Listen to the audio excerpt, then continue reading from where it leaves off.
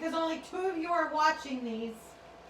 So today we're going to talk about blood. I have put these slides in, and this video will be in, and then there's a chart that you can fill out and think about your blood and what your blood does. So this week I'll review with you how the heart works, and then blood pressure. I put that assignment in, and then we'll go over that during the chat if you have any other questions about that, the blood pressure assignment and the vessel type. But we'll also start talking about blood, and this may go on for a little while. I'm not sure, depending on what your interest is in this. So it's kind of, I think it's very, very fascinating when we really get into blood. So this really stinks that I don't have you asking me questions, because a ton of questions come up about this. And I'm going to start putting in a little document too where you guys can ask me questions. So anyway, so our blood, it's a liquid tissue. It's the only liquid tissue in our body. And I'm going to break it down into what it's actually made of. So our blood has several different types of cells. Actually, 2 main types of cells, red blood cells and white blood cells. There are multiple types of white blood cells that we'll get into today. And then there's the liquid portion, and then there's all these other little fragments that come along, which we will talk about. So here we go. So first of all, main thing that our blood does is it carries our oxygen, and it delivers nutrients to our body cells. So our blood pumps through all of our organs, right? In our intestines, it picks up nutrients that come out of our food. In our lungs, it picks up oxygen and it gives back carbon dioxide so that we can get rid of it. It also picks up waste as it's traveling through the body. So at the liver, it's picking up waste. If you've taken any Tylenol lately, which is the only painkiller you should be taking during this time, because all the other ones seem to have an impact on people. But if you're taking any over-the-counter stuff, you should more likely take Tylenol, because people that take others have worse symptoms of coronavirus. But it removes waste. So if you've taken Tylenol, say you had a headache, you took some Tylenol. Maybe you took some allergy medicine. Any of that you are not needing, your liver detoxes it, and then your kidneys filter that out. And in the kidneys, your blood picks up that waste, or delivers that waste, and then it becomes part of your urine. Also moves those hormones that we talked about. So if it's secreted by the pituitary, it needs to go somewhere, your blood carries that. And super awesome, it's your immune response. So your blood is responsible for your immune response, which, if you're following the news, we're learning more and more about the coronavirus, and especially the severe cases, and especially the people that die from it, what's actually happening inside their body because of their immune response. So 55% of your blood is liquid plasma. This is the liquid, this yellowish clear liquid, 55% of it. If we spin our blood, we can separate it into its different components. 55% that our blood cells, the red blood cell, our blood cells float in. So it's a suspension of, it's not actually a solution, it's a suspension if you think about chemistry class. So the thing, we can take it apart if we need to. It's not in solution because there's cells in it. Your plasma is transparent. It's where all the cells are. This is where your electrolytes get carried. They don't ever become part of the cell. This is where your electrolytes are. Also, there's a lot of water here. Your antibodies get delivered there. We've been hearing a lot about antibodies in the news, and we'll talk about those. They're these kind of Y-shaped looking little things. They're kind of cool. This is what your white blood cells are going to tag viruses and bacteria with. And these stay with you forever. These antibodies stay with us forever, because the next time we're exposed to something, these tell our body what to do. So this is your immune system program unit. Antibodies! Whoop, whoop! Alright, so types of blood cells. We have red blood cells, which we'll talk about first, and then white blood cells. And you have 5 types of white blood cells, and then there's also platelets in there. And we'll go through them one by one. So let's just start right in with red blood cells. First of all, they don't even have a nucleus. They're just a sac of hemoglobin, and hemoglobin is a chemical that binds to oxygen. So oxygen sticks to these red blood cells. Red blood cells. And they're concave shaped. So they're kind of like a donut without the middle, but the middle is flat. So I don't know if you can see it in the camera. I'm trying really hard so that you can see that. They're concave, so they have a dent in the center. They have no nucleus. They're biconcave. They carry our oxygen, and they're 7.8 micrometers. I'm giving you the sizes of these because in comparison, your white blood cells are huge. Red blood cells are tiny compared to white blood cells. So this is a really nice picture of, you can imagine that shape. But their only job is to carry oxygen. That's it. And they pick up the carbon dioxide. But really, really important. And iron also travels with these. Iron allows your hemoglobin to carry more oxygen. So that's why if a lot of you take iron, it just makes, it brings more oxygen throughout your body. It helps bring more oxygen throughout your body. All right. So our white blood cells, proper name for white blood cells are leukocytes. These provide our immune response, and they also, they're responsible for a few things, but it's overall our immune response. So you have different types, and we're going to go through each type today. This is so funny! You're so much of a workaholic, you sold your DNA. If you hadn't taken your job too seriously, we'd still be able to eat peanuts. So besides your immune response, part of that is the flip side, it's being allergic to something. And white blood cells, unfortunately, are the reason that we have allergies. So we'll get into this. So the first one, 60% of your white blood cells are neutrophils. So these are 10 to 14 micrometers, so they're bigger, a lot bigger than our red blood cells. They're large, big. They have a lobed nucleus. So it's not just one dense thing, it has lobes, and they're really grainy. So if you see in this picture, you can see the lobed nucleus. It's kind of funky, it's not just one. And then they're real grainy. They look cloudy under the microscope. That one's been stained so you can see its grains. These do something called phagocytosis. Make sure you watch this video. This is a neutrophil chasing down, it's Staphylococcus aureus, which would cause staph infection. So they complete phagocytosis. So they're like, I'll be brief for you. They're like Pac-Man, right? Going after the microorganism, and they consume it. They break it down. It leaves from high to low out of those cells and becomes part of your urine, and you flush it right down the toilet. So they're going to attack and consume any foreign particle.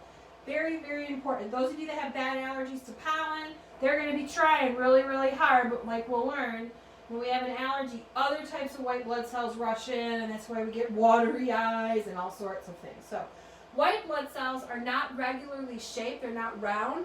So this is a white blood cell. So they're full, they're big, so if you can think about them. So neutrophils are 10 to 14 micrometers. They're grainy with those funky nuclei. They like to go around and do phagocytosis, right? Consume stuff that's not supposed to be in your body. Not supposed to be there. Once it's there, they go on high alert. So make sure you watch this. So the next type, this is a little gross, are eosinophils. This is a resected bowel, a human bowel. This is a picture from India. And this is a parasitic worm infection, roundworm. So they probably ate something that had a worm, a larvae on it, and so they took a host in their intestine. But 1% of our white blood cells are eosinophils. They're 10 to 14 micrometers, same size as neutrophils, about the same size. They have a really big singular nucleus. They're granular. Don't stress out right now about the size of the nucleus because we're not going to do the lab where you get to go through and identify them. Let's focus with our blood on the importance of our red blood cells, but let's really focus on the importance of our immune response because you guys are hearing so much about our immune response right now because of COVID-19. So these play a big role in allergic reactions. So they release toxins into our blood to try to kill any invaders. These are most common with worm infestations. So most of you have never had your eosinophils go on high alert because in the U.S. it's rare for humans to get parasites unless you eat untreated meats, unless you've been exposed possibly to pinworms. Sometimes they're common in kids that are in like daycare situations, kindergarten, kids that don't wash their hands good after they go to the bathroom. They're really treatable. So, and they're teeny tiny little worms. But we rarely get worms anymore in the U.S. Unless you ate something, or possibly if you travel outside of the country, you can sometimes pick stuff up if you're not careful with what you eat. So it happens. And I have the best story about this from somebody that I used to work with who traveled to Africa. He was a Fulbright scholar and amazing. He traveled all summer in Africa. He got back and he was telling you about how bloated he felt, how he hadn't been able to go to the bathroom. And I'm like, dude, I think you should go talk to a doctor about this. He's like, really? I'm like, it sounds like you have worms. Sure enough, he had a worm infestation like this. So he had to take dewormer, and then he passed all of his worms. So the next kind are basophils, and this is where allergies come into place. This is only 1% of our human blood. Notice all of these are really, there's very few of them in except for these, right? So 60% of our white blood cells are these. 1% are eosinophils, and then the other are basophils. And very small amount of them, but boy, they make your eyes water, right? You get snotty because they're rushing in because you have something in your nose that's not supposed to be there. Or, unfortunately for some of you, if you eat something that you're not supposed to eat, it can make your airway swell up and collapse on itself, and then you can't breathe. Those are the type of people that have to have EpiPens. Bee stings can trigger this in some people. So, 1%, they're similar to neutrophils in appearance, but they're much more grainy. So they're super grainy. You can't even see their nucleus. Everybody loves these. When we used to be able to do the lab, because boom, they could pick them out right away. These are associated with allergic reactions that release histamine. That's what makes your eyes water and your nose water. And that's also what makes you swell. So if you're injured, you get inflamed. So the last time I got a bee stung me under my arm. My arm puffed up. I couldn't get it down further. It was swollen. It was sore. I got really itchy. Very, very scared. I had to take Benadryl for a few days to deal with it. So I have to be super careful now when I get stung with bees. And that happens for some people. If you're stung multiple times in your life, you start to develop an actual reaction to the bee. These are responsible for the allergic reaction. These also help clot your blood, so these are still really important, but they are responsible for our allergic reactions. So they do cause inflammation because fluid rushes to that space. So when we get something in our nose or in our eyes and it waters, that's because these cells are rushing in, producing that histamine, creating that release of fluid. And in our nose and in our eyes, it just waters, and it's great because it washes it out. But when they rush to other areas where you're injured, it can cause swelling. So this is one of the main reasons that we swell, because that fluid is released during this immune response. So even when you pull a muscle, it might swell. You fall and get a bruise, it swells because when you bruise, you're breaking open capillaries. And your white blood cells are all rushing in because there's something wrong in your body and they want to help take care of it. All right. So, 6 to 8% of our white blood cells are monocytes. These are great. They're the biggest white blood cell. And these two are going to be able to squeeze through out of your capillaries to infected tissue. So if let's say you have a bladder infection, they're going to be able to squeeze through the capillaries of the bladder, and they're going to be able to get the bacteria that's in your bladder that's not supposed to be there, and they're going to, again, undergo phagocytosis and get it. So this is great. It's great, except for when, and I just read this article yesterday, in the case, sorry, I'm knocking chromosomes off, I just recorded a bio video. So this is great, except for in the case of people that have an autoimmune response. these start actually consuming the organ itself. So they squeeze out of the bloodstream, let's say to the kidney, and they start consuming the kidney because the kidney has so many virus cells in it.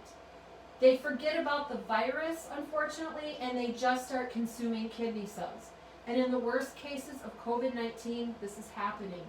People are having autoimmune response where their monocytes, unfortunately, are working against them. They're working against them. It's so, so sad. This is probably why some people lose nose and smell and taste from COVID-19, because it's actually consuming some of those cells that allow us to smell and taste. It's noted that some people are starting to have stroke or stroke-like symptoms, so there could be the monocytes are in the brain affecting that. Mostly it's liver and kidney failure, so instead of attacking the virus that's there, it's unfortunately attacking its own cells. So a really sad side effect, it's not really a side effect, it's when our immune system goes haywire. And in the case of COVID-19, this virus is brand new. Our immune system has never seen it before. Never ever seen it before, which we'll talk about in a second, on how it recognizes things. So, in a couple of years, it's going to know what to do if we get infected with it. But right now it doesn't. And our poor bodies, for some of us, can't keep up. So, super sad. Very, very sad. And then lymphocytes. So this is 30%. These are the other big ones. And these are the bad boys. Besides those that those phagocytosis is so cool, the Pac-Mans, but lymphocytes are awesome. They're big. They have great big nuclei. Look at this. They're big cells, and the nucleus is almost the same size as the cell because, woo, these bad boys have memory. Ha-ha. Woo-hoo. So there's two types. There's T cells and B cells. They create an immune system memory by tagging our pathogens. So they're going to tag COVID-19. They're going to be like, you see ya, sucker. This is an antibody, and I am tagging you with it. I'm taking you out. Because the next time you come in, we're going to know what to do. So they tag it with the antibody. This is what our B cells do. And then our T cells, the next time, they kill it. They know how to kill it. So they go right in. These tag it. And so forever, a person that gets COVID-19 will have the COVID-19 antibodies. They will stay in their blood with them forever. And right now, the latest treatment is taking antibodies from people who have recovered and giving those antibodies